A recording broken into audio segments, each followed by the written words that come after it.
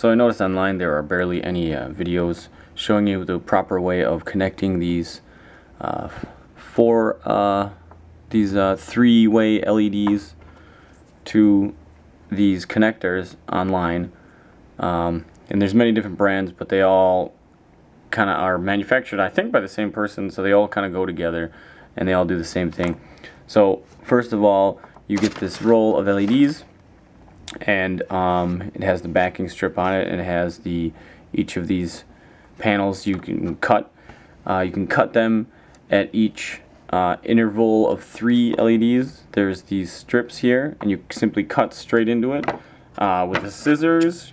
You just simply cut straight down through, right, as accurate as you can, and that's good enough to cut them. Here's the thing. Now, when you want to connect it to these things, this one's broken. It doesn't have the little strap on there, but it doesn't really matter. So when you want to connect these to these, there's never any instructions anywhere. So here's how you do it. You take this back strip off, this 3M sticky tape stuff. It's all it is double-sided tape, and you first take that off, and then you have it's sticky here, right? I cut this already previously. See, it's sticky here, right? You want to get rid of that actually too, and I'm sure there's a better way, but I simply just sit there and dig at it with my nail until I know that it's all actually off of there. And you can physically see it.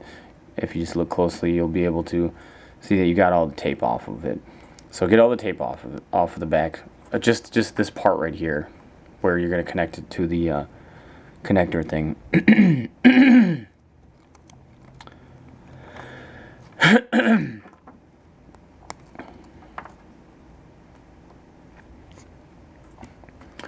Once you have that done, as you can see, you can kind of see that the tape is peeled back a little bit. Then on this side, you'll notice that it's simply just kind of a metal foil where all the electronics are sitting on, and then they just sort of put a plastic coating over that, and that waterproofs all of it. Now, here's the thing that took me forever to figure out, is you actually have to take off the plastic coating in order to put it into this thing. You can't just stick this thing on here and then clamp it on there like that. That's what I was doing previously, and it would kind of work, but that's not apparently how you're supposed to do it. I figured it out. So what you have to do actually is separate the plastic from the metal part.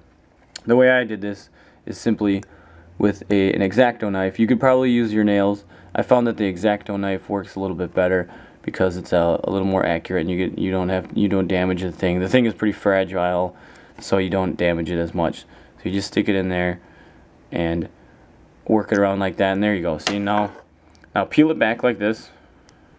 Peel it back. You can see how I've separated the plastic from the metal there. Now I simply take a scissors and cut it, just the plastic part.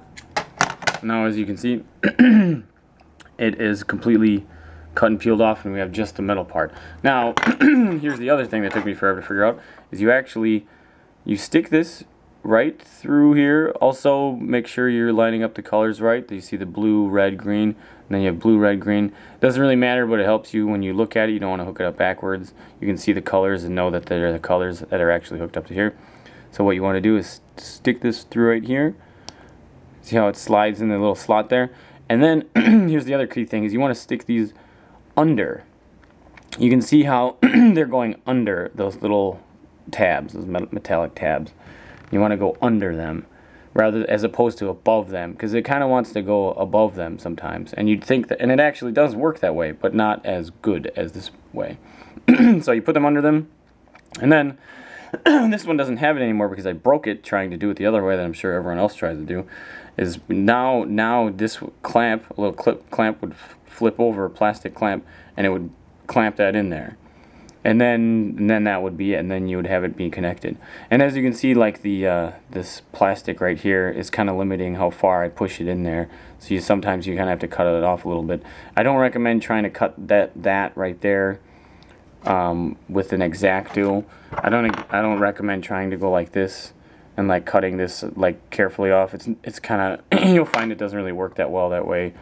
You want to peel it back. See how easy it peels back when you get some pressure on there? So that's how to do it. Hopefully people find it useful. Thanks.